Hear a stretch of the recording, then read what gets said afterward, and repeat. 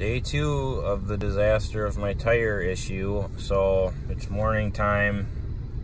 Pretty defeated after last night. I spent 3 hours trying to get everything done so that I could be at optimal pay today, but that didn't work out. So I really just want to take it to a tire shop, but then I would feel like my 3 hours yesterday would be a huge waste of time.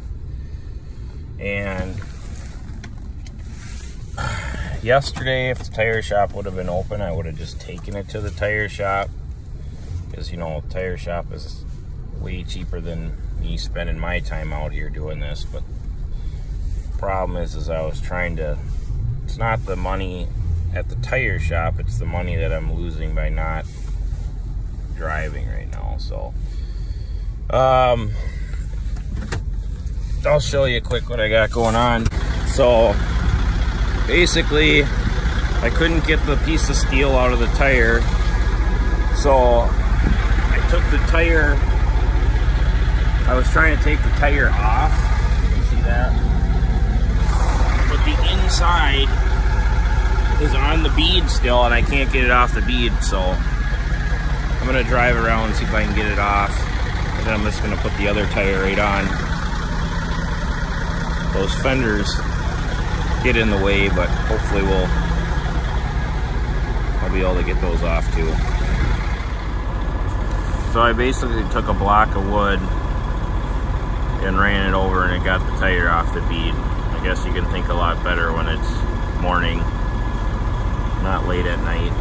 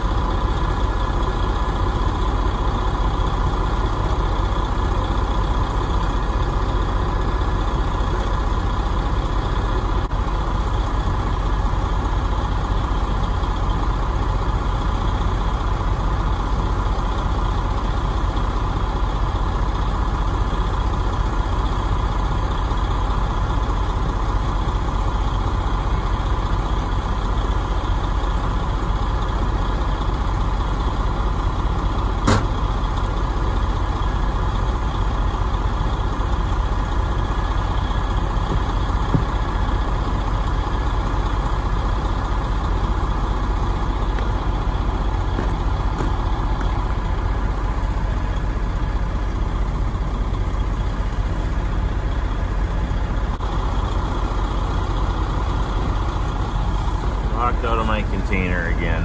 Oh, here's the lighter for me.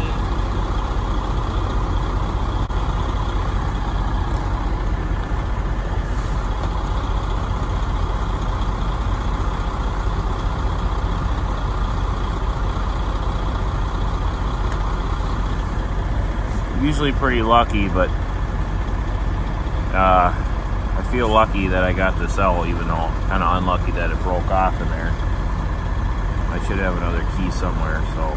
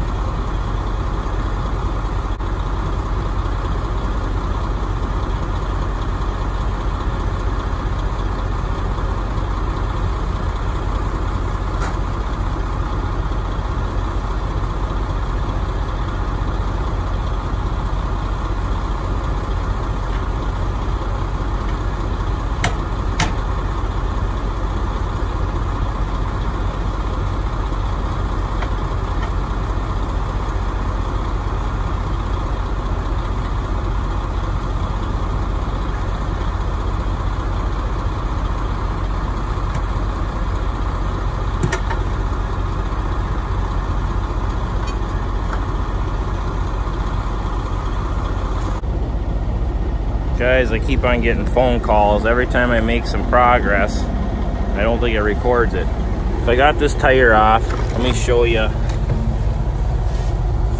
Where is it at? Oh, I just gotta find it.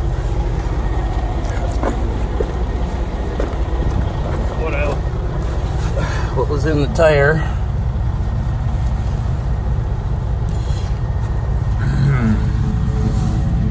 Right there. Well, I wouldn't have been able to patch that. So I have, what is this? This better be the right size. Should be a 22.5 tall. Yep, I got this recap. I'm gonna throw this on. Hopefully you got to see how I took it off, but I don't know. This is like a project from 80s.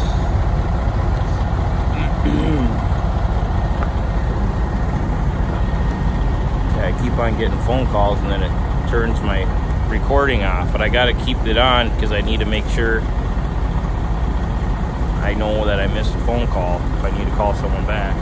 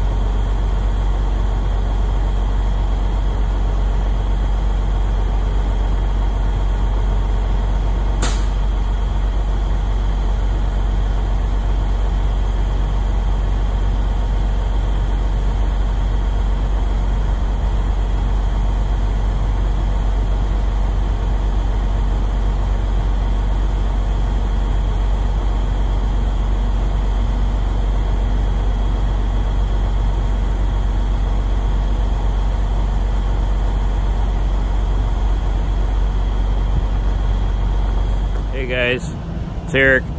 Okay, so I finally got this tire on.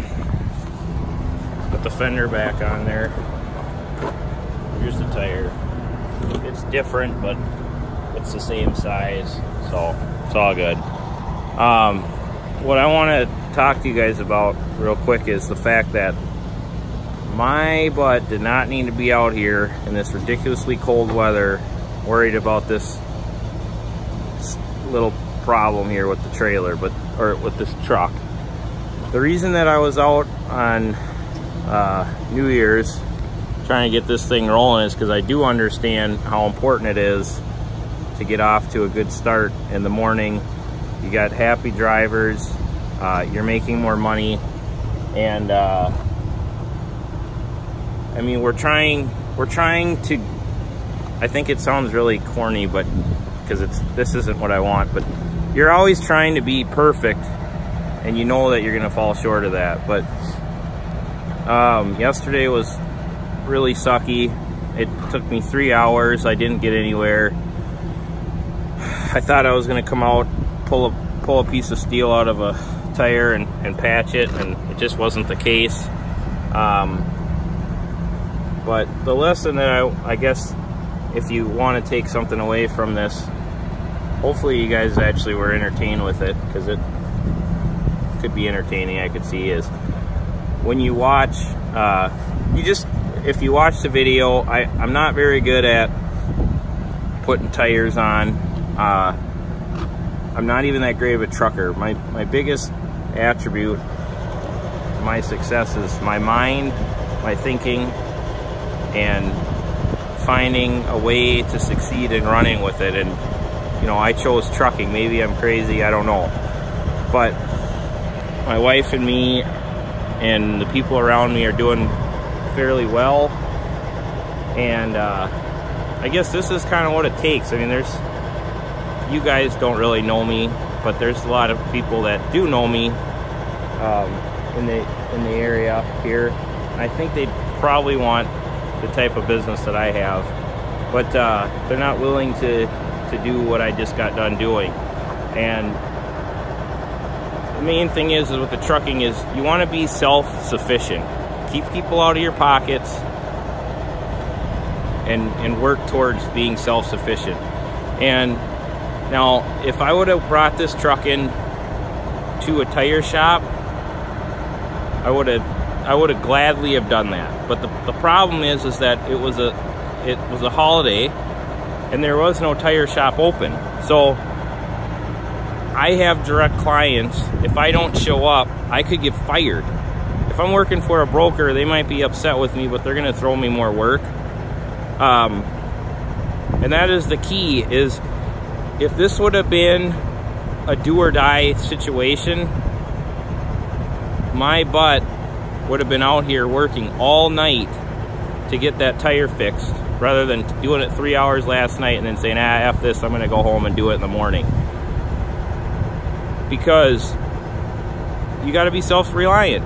I mean, I could have gotten fired from a $500,000 contract because, you know, I didn't show up. Now, the likelihood of that is not very great, because everybody knows that you have a track record, but you're just trying to keep your track record as clean as it can be, because if you keep on letting little things like this happen and you're not showing up and you're constantly late, they're gonna replace you. So, you know, that's the main thing. Everything that I had to do to this truck to get that stupid tire fixed was here. I didn't have to go anywhere and buy anything. I had everything here. And yeah, it was really bad. It looked terrible. It sucked. It's really cold outside. But if I would have lost a $500,000 contract because of a damn tire, that would really suck too. And like I said, that's, you know, here I am in the morning doing it, but my butt would have been working all night if I had to, and then drove if I had to make my clients happy. So I don't know if that could be a lesson for you guys. Thanks.